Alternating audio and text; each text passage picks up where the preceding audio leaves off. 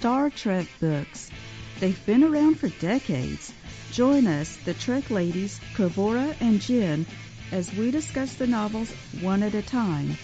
Welcome to the Ladies Trek Library.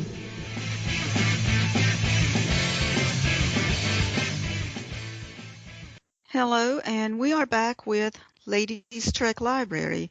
I'm Kavura, and I'm here with Jen. Hi, Jen. Hey, Kavura, and hey, listeners. Good to be back. And so our book this time is Web of the Romulans by M.S. Murdock. So I'll read the back of the book. Ravaged by a killer virus, the Romulans enter Canara, where the only antidote can be found. Desperate, they incite a victorious Enterprise attack on one of their vessels, but Kirk discovers their ruse. Meanwhile, the central computer has fallen in love with him, severely crippling the Enterprise. Now Kirk must bring the antidote to the Romulans before the galaxy crashes over the brink of war.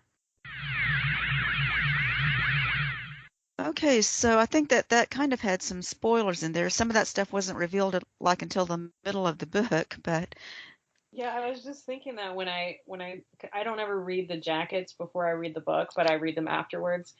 And when I read the jacket for this, I was like, wow, the back of it just completely spoils part of that. Because, yeah, I'm reading the book. You don't learn until a good bit of the way in. You know that something's going on with the Romulans, but we don't know what it is. And we don't find out till much later that it's, that there's a disease that they're dying from. And kind of, if you know that going in, it kind of ruins some of the suspense of the book. It does, yeah. I mean, I didn't read the jacket first either, but okay. So now I know we both like Romulans, and it's one of the reasons we wanted to read this book. So what did you think of the development of the Romulan culture in this book? I thought it was really good. It is a very short book compared to, some of the longer books about Romulans, like all of the famous Diane Duane ones and some of the other ones. But I think for being as short as it is, it really gives you good insight into the Romulan culture and the characters, the main Romulan characters, Stalin and his Centurion Starleia, and then Tercellus. They're all pretty well developed, and I thought those parts of the book were really good. I do like how the Romulans were developed in this. They actually spent a lot of time with the scenes with the Romulans in this book. It was just amazing. It was like half the book was really an examination of the Romulans and what was going on their side of the story. And it showed that they have the Praetor, who was treacherous, and in fact, well, just about all the Romulans are. But it was very interesting and a good extension of what we already knew of them. This book was published in 83 or 80, yeah, 83. So all we knew about the Romulans at the time was the 2 episodes of the original series. So I think the writer on this did a very good job of expanding on their characters and their cultures and saying more about the Klingons, or how they were using the Klingon ships, and they did have an alliance with the Klingons, but the Romulans were still pretty much independent, acting on their own. They still didn't trust the Klingons, just like no one else trusts the Klingons. They were using the Klingon ships, but also still using their own ships too. So also I want to talk about the characters in this book, and I just wanted to say this. So we've got it seems to me the main characters really were not developed as well in this book as the new characters. And I know we've talked about that with some of our other books that we reviewed. And I'm kind of thinking it must be these writers, and you can tell from this book, this writer was very familiar with Star Trek. You know how they, like for Star Trek books, the writers are told that like the characters kind of have to stay the same by the end of the book. There can't be any changes. With Star Trek, they always want them to go back to ground zero. So it must be because of that the writer felt like she maybe she was afraid to touch the main characters, like don't have them, you can't have them change too much, so just only have them say what you know they would say, and have them say what's appropriate to the situation. It just kind of seemed like that to me, and she spent a lot of time with the new characters that were just for this story, and there were a lot of them, and there was a lot of time spent on them. So what do you think? Yeah, I mean, we did have a lot of new characters. I mean, the Romulans, several Romulans. Then, of course, we had Admiral. Maybe he wasn't an admiral. Maybe I'm remembering his title wrong. Iota from Yes, Starfleet, Admiral. and then also Captain Garson, who is another captain. And I especially really like the character of Garson.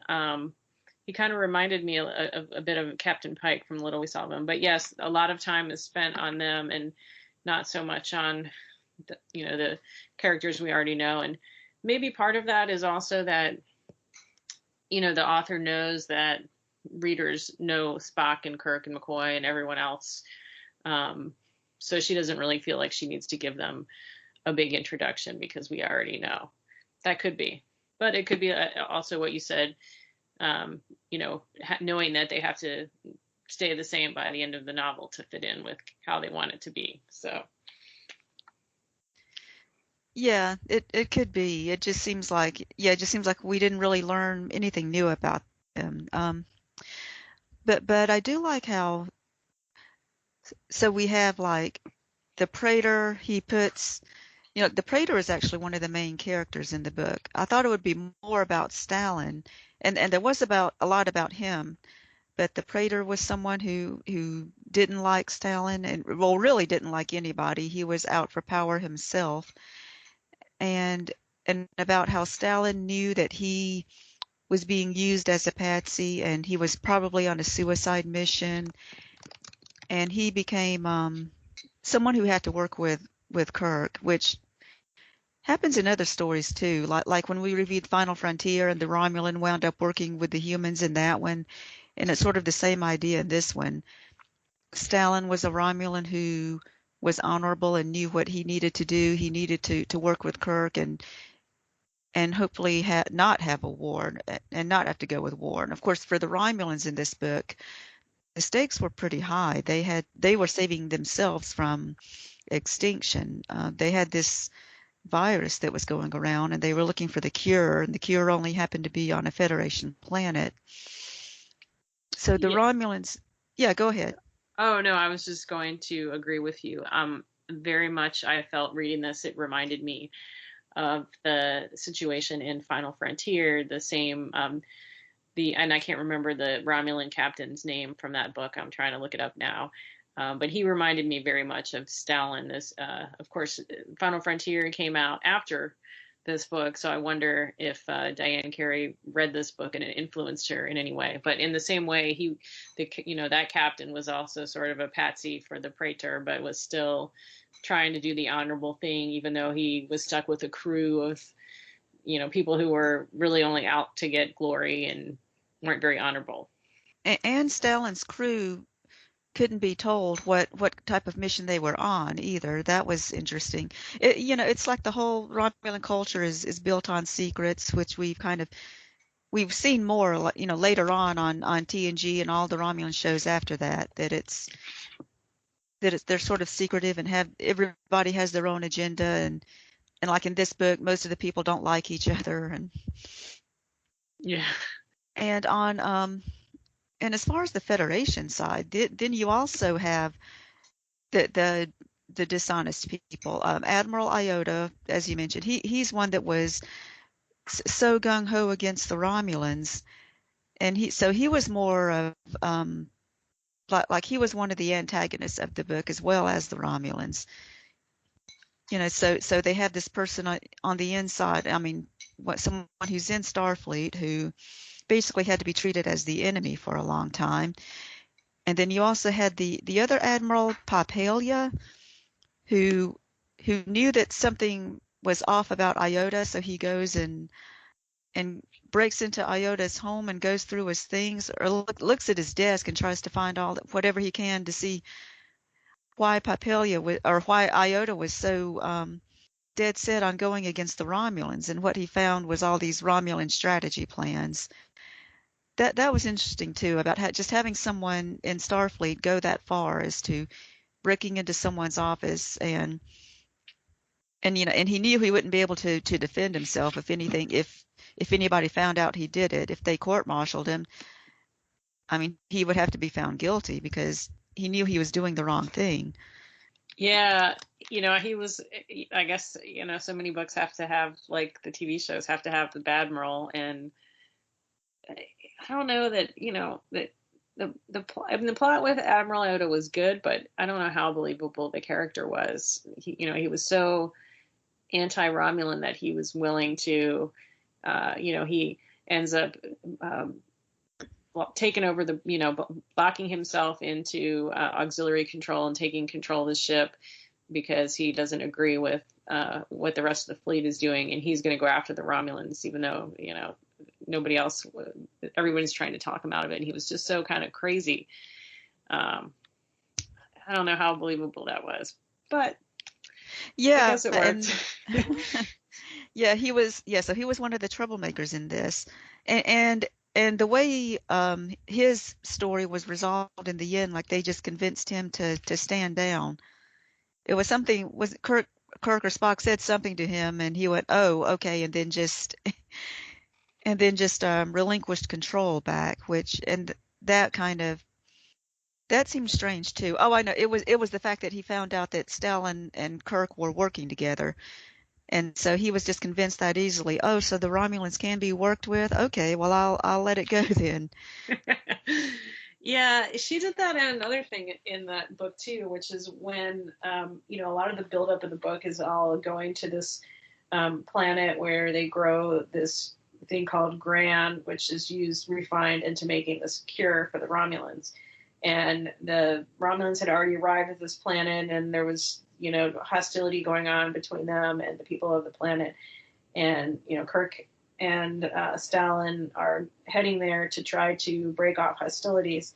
And that was mostly the plot of the book. And then it was like, oh, and then they get there and, oh, yep, then the Romulans worked it out with them. Like, they were like, okay, Kirk and this other guy are working together, okay. And they really didn't cover at all, like, how the solution was reached. It was just kind of like, oh, we got to the planet, okay, everything's fine now, the Romulans are going to work with us, and they didn't explain.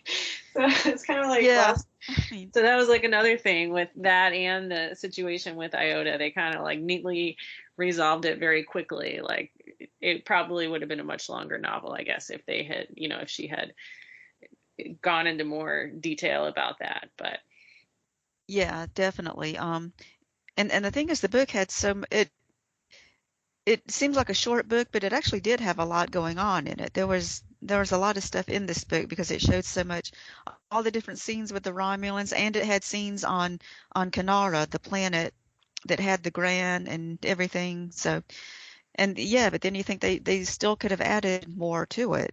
So that is interesting. And what did you think about the computer being in love with Kirk? And that was another whole storyline in this. yeah, it was interesting because I read, there's actually a Wikipedia page for this book, and not all the books, I don't think all of them have a Wikipedia page. I mean, they're all in Memory Alpha and Memory Beta, of course.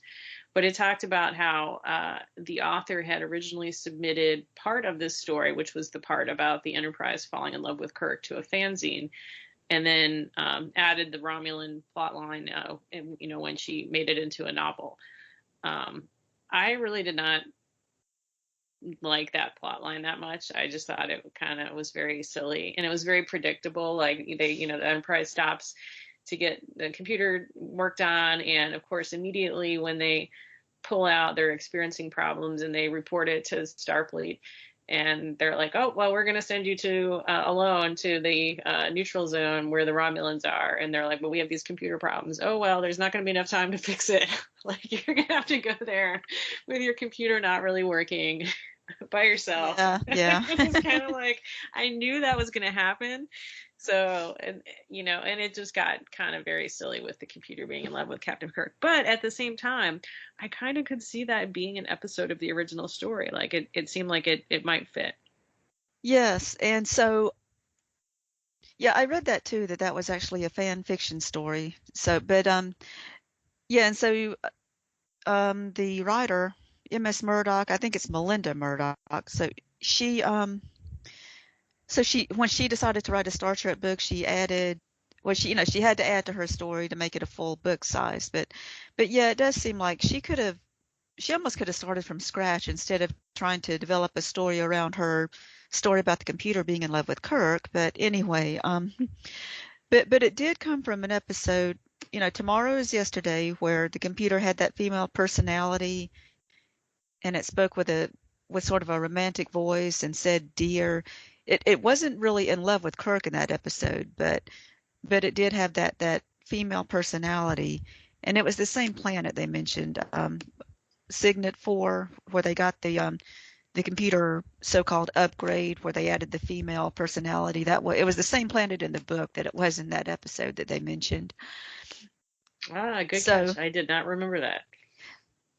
yeah, I kind of I read about it because most people think that this story takes place right after that episode, which I guess that was intended. It made sense, but the thing is, in the original series, the Romulan episode, well, like Balance of Terror might have happened before that episode, but the other one, the Enterprise incident, which is kind of referred to in this book, would have happened after Tomorrow is Yesterday. But that's okay. But yeah, and because the book actually had footnotes, which was something I haven't seen in Star Trek books, where it would list the name of an episode if it referred to an episode, or it did in some cases. It actually referred to a lot more episodes that it didn't name in the footnotes. But I thought that was something unique, putting in the footnotes. Um, but getting back to the computer, so I'm sure that like Starfleet probably thought, well, if the computer's in love with Kirk, that's not something that's going to be a problem as far as function of the computer, even though that it did become a problem later on. But it's just that no one could tell that's going to happen, and how badly they really needed to get that fixed.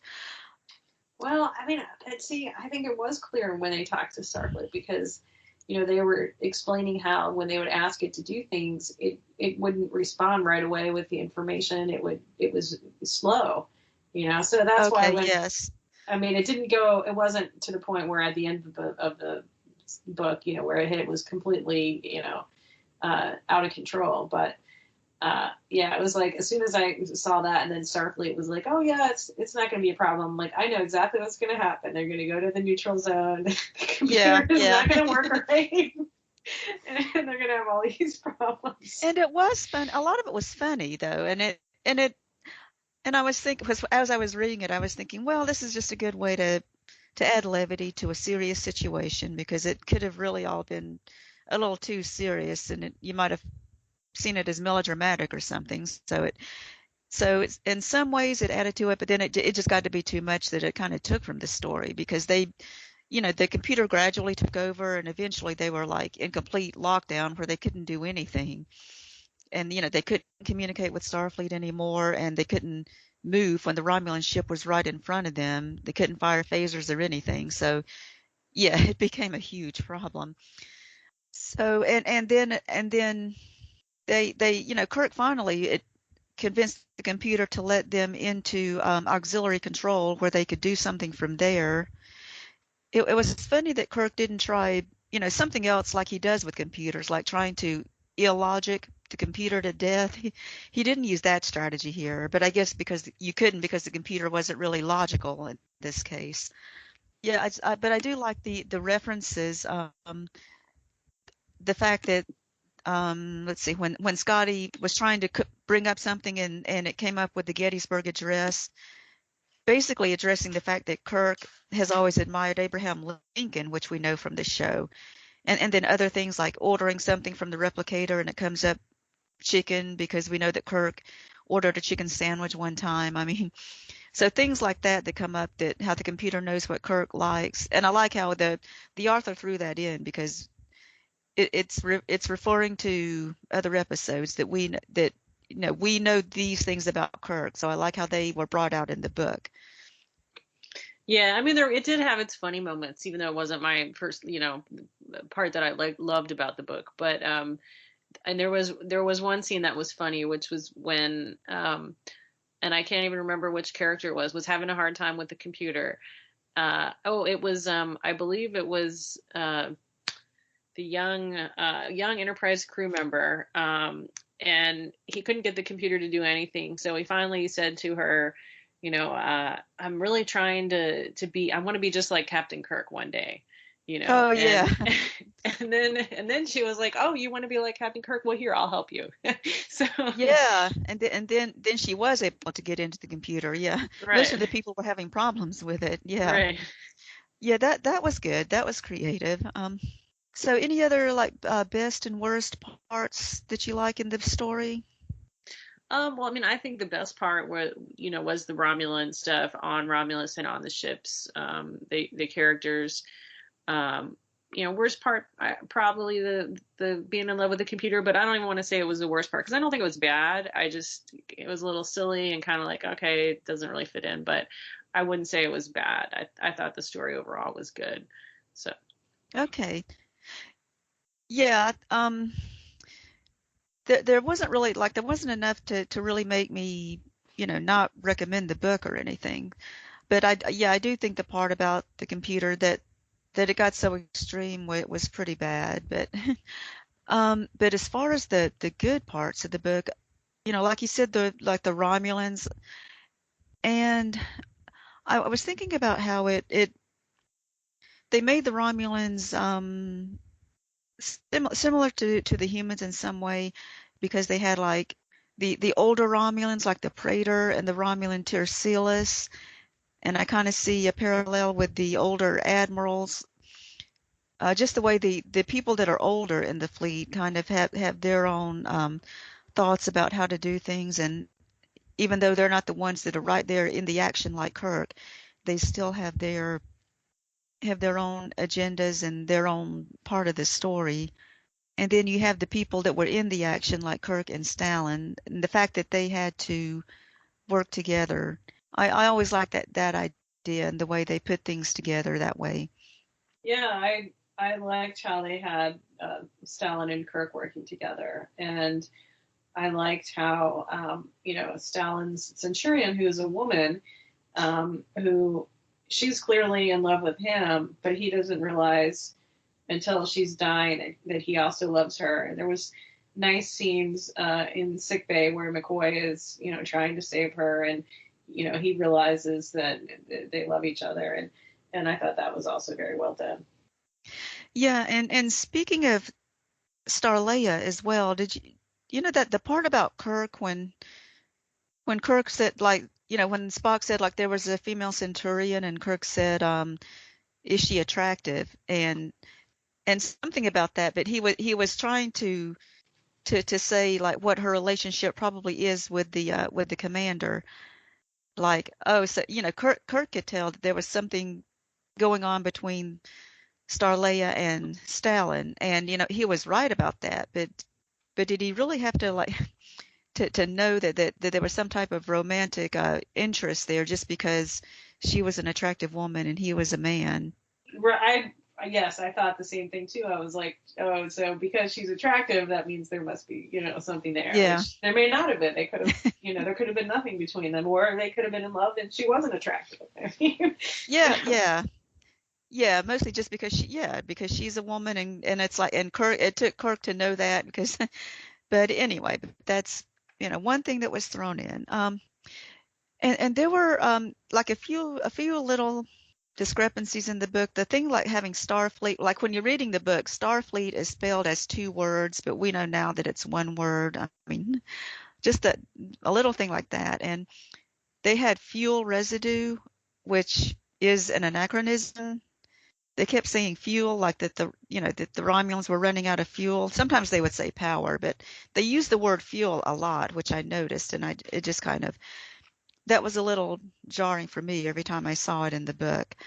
Yeah, And there was a whole big scene about it because they were cloaked for so long, and apparently uses so much fuel to remain cloaked for that period of time, and so they were, Yeah, and I don't yeah, think like they don't really use fuel that way in Star Trek. And, right, and also they kept referring to solar hours, and I thought like solar has to do with the sun, and usually it's when you're within a star system, and solar would be whatever, whatever planet you're on, however long a solar day or solar hour is in that particular system. And when these people were out in space away from a system and they would still talk about solar hours, I thought that was strange too. Like the author didn't quite know how these things work. But oh well. yeah. I guess I didn't pick up on that. I think it's because when you read some of these novels, either, I mean, this was written in the 80s, but stuff, even stuff that's written more recently that's trying to capture the image, capture the original series, they use a lot of the technology that was on the show, which is, outdated. So I've kind of like gotten used to, I mean, I've read Star Trek. I remember one that I read and it was kept talking about cassette tapes. Like Oh over yes, yeah, they in do the that. Yeah. cassette tapes. And I was like, but on the show they did have cassette tapes. So, Yeah, or even if it said tapes, yeah, and it's still something archaic to us. Yeah. right. But I mean, they could have said that solar hour, they could have called it Earth solar hour just because Starfleet could have a standard for that, but they didn't. They just said Yeah, solar hour. true. But I don't think any of that took it away. I really enjoyed this one, and I definitely recommend it. Okay, any other final thoughts? No, just to sum it up, great story, especially if you're interested in Romulan culture, with some great Romulan characters. Okay, and I really thought it was a good story, and I like how all the characters interacted. I do wish that there could have been more development of the main characters, but it was good with the characters that were there. There was good drama and action, and even a little romance in it. So overall, yeah, good story. Well, sounds like we agree. Thanks for listening. Make sure you hit that subscribe button and join our Facebook group. Live long and may the force be with you. Nanu Nanu.